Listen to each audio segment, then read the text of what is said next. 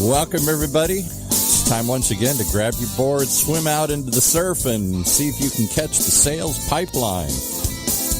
With that, let's see, what should we call him today? Let's just call him Matt Heinz. That works. That works just fine. How are we doing, Paul? I'm doing good today. Little cloudy. Clouds are gathering here in Southern California. I don't know if that's clouds in Southern California. That's not a good thing. So at what point if you're in Southern California, at what point do you call it overcast? Like 10% clouds, 15% clouds? A cloud. A stray cloud. And oh my goodness. That's overcast. Today's ruined. Stay home. Oh my goodness. Well, I don't think today's ruined. It's beautiful here in Seattle, Washington as we record today's Sales Pipeline Radio. Thanks so much for those of you that are joining us live on the Sales Lead Management Radio Network. We are live every Thursday at 2:30 Eastern, 11:30 Pacific. And for those of you that have found us on the podcast, thanks so much for joining in. Really humbled by the number of people that are finding us and listening in and downloading new episodes every week. You can find us on iTunes Store and on Google Play, and then, of course, at salespipelineradio.com on demand, every episode that we've ever produced and ever will produce on salespipelineradio.com. We feature every week some of the best and brightest minds in sales and marketing, new ideas, new perspectives, and really, really excited today for our guest. He's one of my favorite sales speakers, one of my favorite sales authors.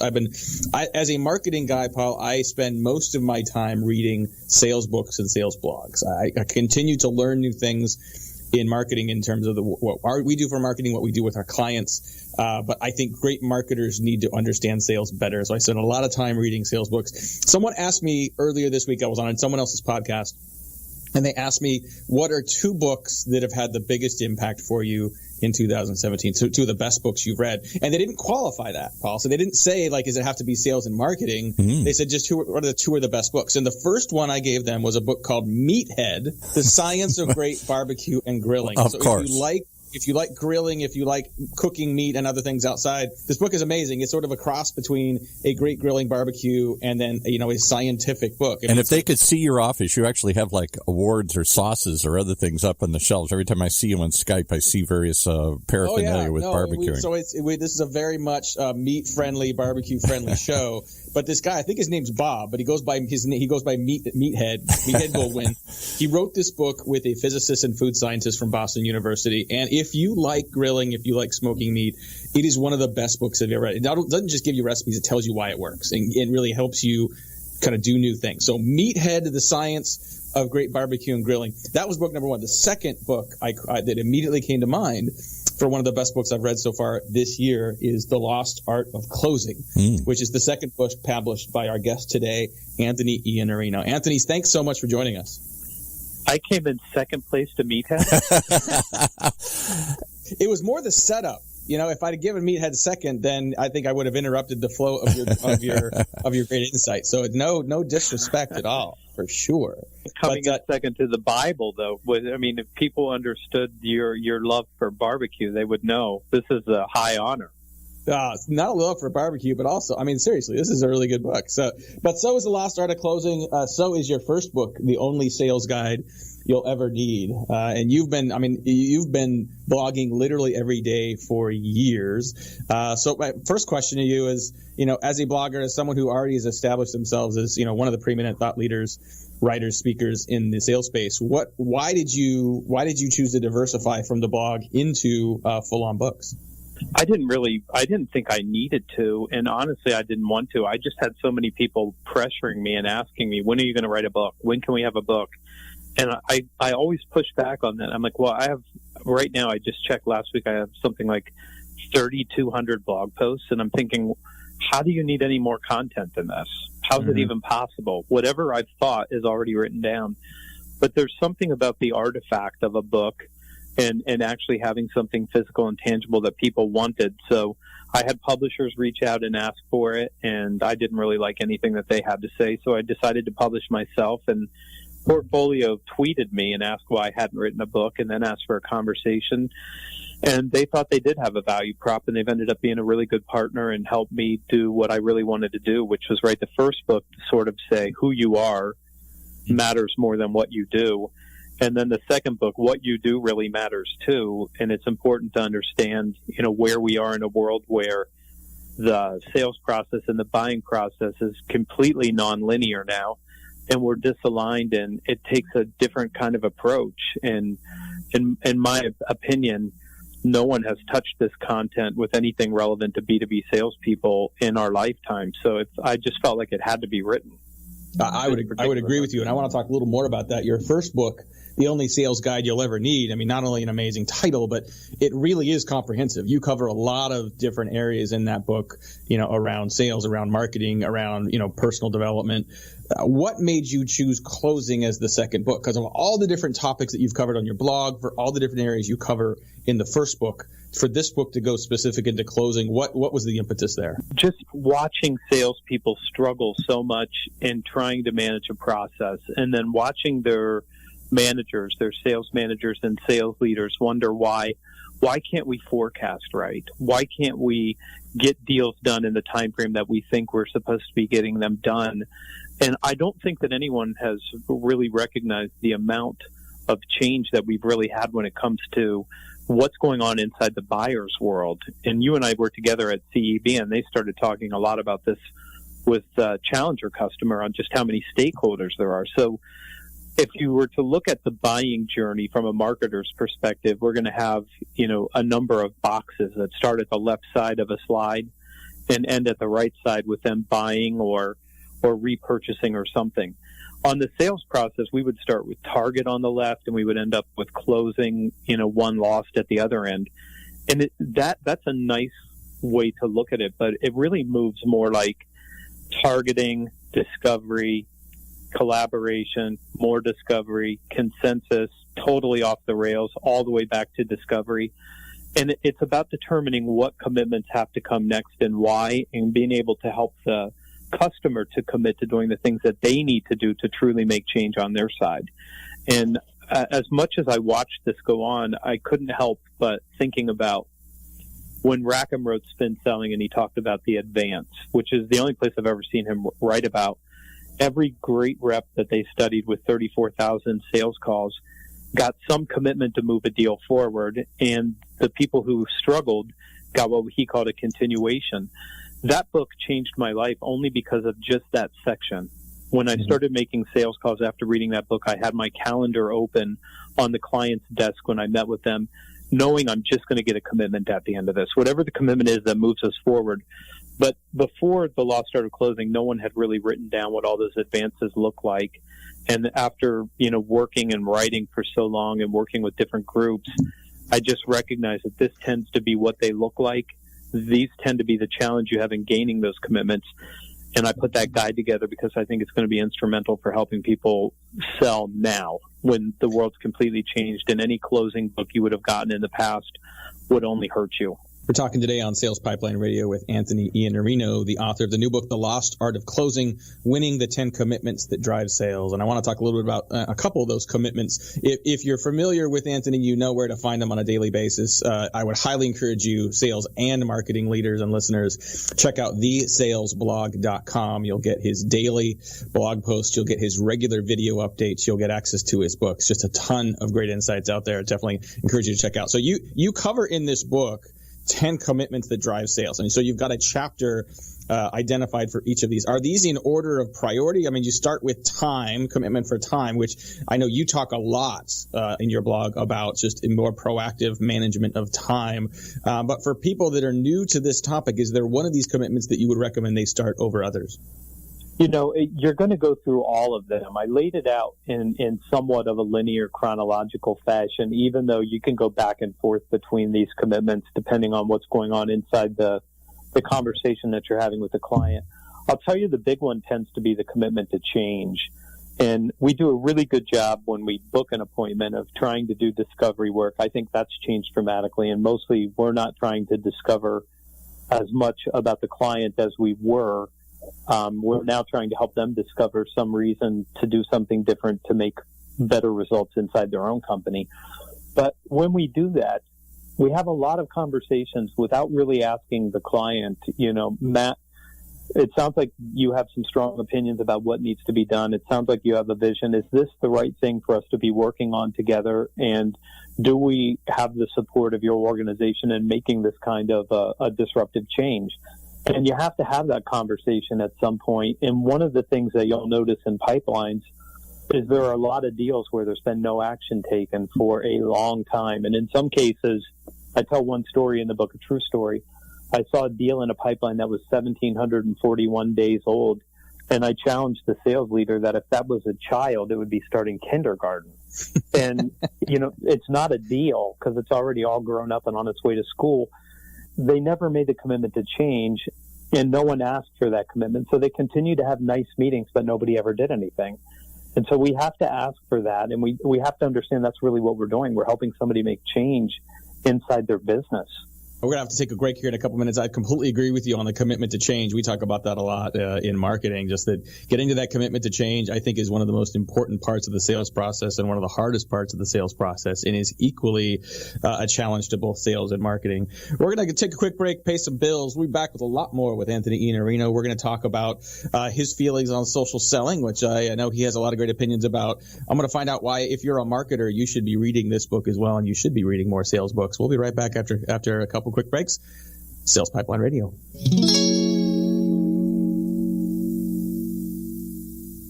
In a world where the speed of innovation and change in B2B marketing has never been greater, the only thing bigger is the need for clarity, for a blueprint, for a guide to what's really working and how to apply it specifically to increase sales pipeline growth, velocity, and conversion. That's what you'll find in the Modern Marketer's Field Guide. Download it free at heinzmarketing.com. In a world where the speed of innovation and change in B2B marketing has never been greater, the only thing bigger is the need for clarity, for a blueprint, for a guide to what's really working. And how about a way to apply it specifically today to increase sales pipeline growth, velocity, and most of all, conversion? That's what you'll find in the Modern Marketer's Field Guide. And amazingly, you can download it for free. HeinzMarketing.com, just like it sounds, HeinzMarketing. It encompasses the entire sales and marketing cycle, but in quick bursts with lots of specific, actionable ideas, strategies, tactics you can put to work right away, like today. The loaded table of contents helps you narrow in and tackle a problem. And it's something you can come back to over and over again as a reference guide. Why not download your free copy of the Modern Marketer's Field Guide? It's free. HeinzMarketing.com, just like it sounds. HEINZ Marketing.com. But get that book third. Get that meat book first. That's the one you want to get. Yeah. Here's the order. Here's the actual order. The only sales guide you'll ever need, because then basically you're done reading forever. So that one first, The Lost Art of Closing second, and then Meathead. So just to be clear, Meathead third. First two books, first and second. Thanks again for joining us back here on Sales Pipeline Radio. If you like what you're hearing, I definitely encourage you to check out our podcast to make sure you don't miss a single episode. And you can see all our past episodes on salespipelineradio.com. Coming up to finish out September, we've got next week Liz Pierce. She is the CEO of Seattle startup Liquid Planner. Excited to hear from her. She is a marketer by trade. She joined the company as a marketing consultant, then became the VP of marketing, then became the COO, and then became the CEO. And so I'm curious to get her perspective on, marketing at a startup, but also how marketers can become leaders, and not just of marketing, but of companies as well. And then we've got Adam Schoenfeld, who is the co-founder and CEO of SiftRock. If you want a way to automatically process every single out-of-office reply you get from individual emails and bulk emails, have those all update your database, update your CRM, he's the guy to talk to. We're going to be talking about sort of the new way of database management with Adam Schoenfeld here in a couple of weeks. But right now, I got a lot more with Anthony Iannarino. He's the author of the aforementioned Only Sales Guide You'll Ever Need, as well as The Lost Art of Closing. We have a pretty mixed audience here on Sales Pipeline Radio, Anthony. We have sales leaders, we have sales frontline reps, we have a lot of marketers. I can't recommend every sales book I read to marketers, but I feel like just in going through these 10 commitments and the way you've written the book, I feel like this is a really good book for marketers to read as well. Give a little bit of a pitch to the marketers listening to this, why they should read and what they can benefit from reading The Lost Art of Closing. I think probably the biggest change, Matt, in the role of a marketer, for a long time, our content was around product. So we were talking about features, benefits, spec sheets, sales sheets, and things of that nature. But now we're coming in from a much higher place. We're coming in CEB, now Gartner guys would call insight. We're coming in with strategic ideas, and now really we're trying to embody this position of trusted advisor, which means we need trust and we need advice. It's a two-part recipe. Since you're a cook and you like that kind of thing, I'm trying to find a metaphor to use for you here. We only need two things. We need trust and advice. So the marketing content now needs to support a conversation about what's going on in the buyer's world that actually should be causing them to change right now, and what are the decisions that they're going to have to make over the next, call it 12 to 24 months. And then what kind of things are they going to have to do internally to make that change? So it's not only why do I have to change, but how should I be thinking about this change? And that's where we really, really need support. Once we get that commitment to change, then we have to be able to design solutions and get consensus around that. And different people have different needs, and we really need content to support a conversation with different groups of stakeholders who have different needs. So when I'm talking to an end user stakeholder, I absolutely have to have product information and features and benefits. I have to have that. But as I move up in the organization, I need marketing content that supports the conversation around why do I make this investment? Because I'm going to bring in a financial person. And I think their view, if they would look at this through, how do we support a conversation where all of these commitments have to be made? And things like the commitment to resolve concerns. When they start saying, you know what, I'm not sure, then we have to have content that supports, here's why this is a safe decision for you. Here's why it's risky not to do this. And I think it'll change their view of how they support their teams that are actually client-facing.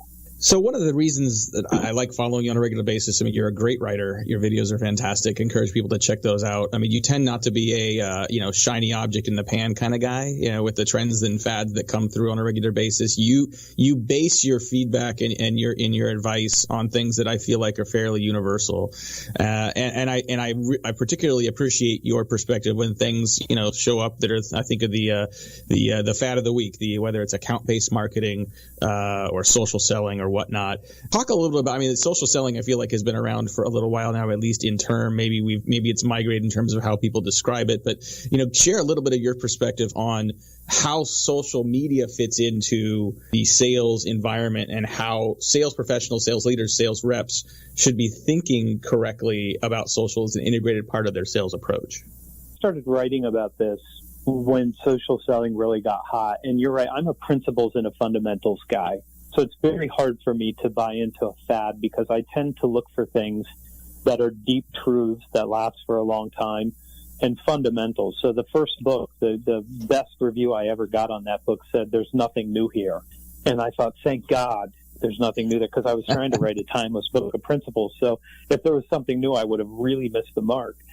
The idea that because we have a new medium, and that medium is digital channels that they described as social selling, for some reason, the way that it was sold and positioned was all other mediums are now useless, and that if you're going to succeed in sales, now there's only one choice for you, and that choice is digital.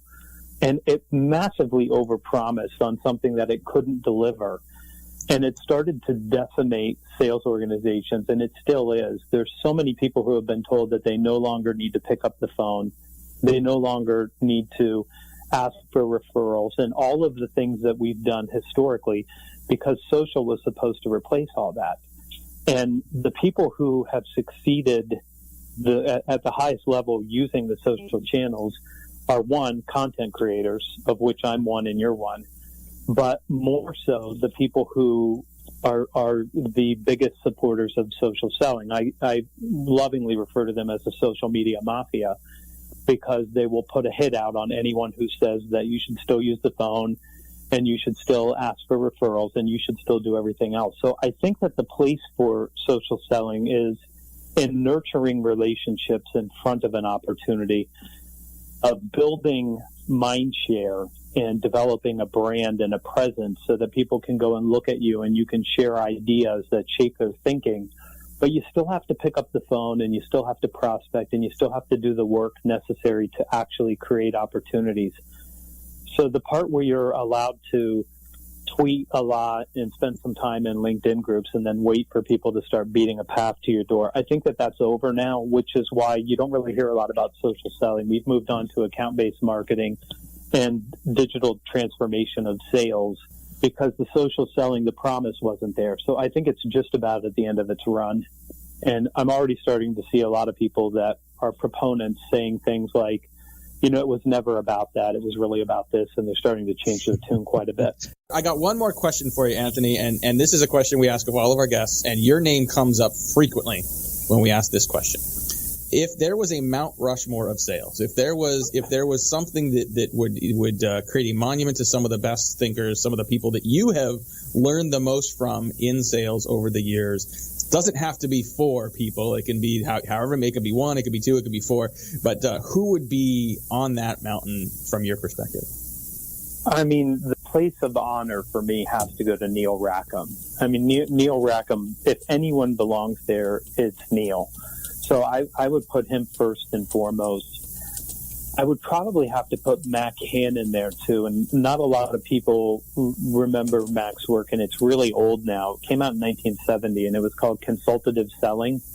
And it was really the first time anyone said, your job is to create profit improvement plans and help your clients make more money.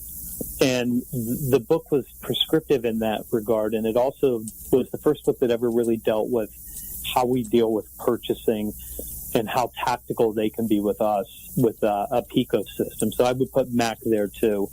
Those would probably be my 2 contributions.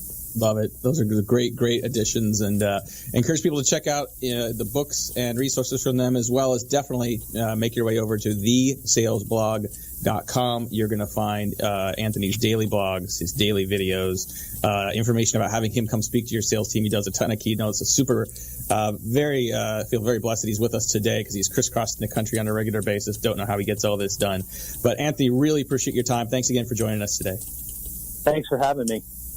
If you like what you hear from today with Anthony Iannarino, who is the author of the new book, The Lost Art of Closing, you want to share this with others on your team, have other people listen to it, you're going to be able to catch this on demand at salespipelineradio.com. In just a couple days, we'll have an edited transcript of highlights from this conversation up on our blog at heinzmarketing.com in just a little while as well. Make sure you don't miss another episode. Check us out, our podcast. Make sure you're registered and subscribe to that on iTunes Store and Google Play. Lots of great episodes coming up over the next couple weeks. For today, we are out of time. For my great producer, Paul, this is Matt Heinz. Thanks for joining us on Sales Pipeline Radio. Well, you've been riding along with Matt Heinz on the Sales Pipeline, brought to you by Matt Heinz Marketing.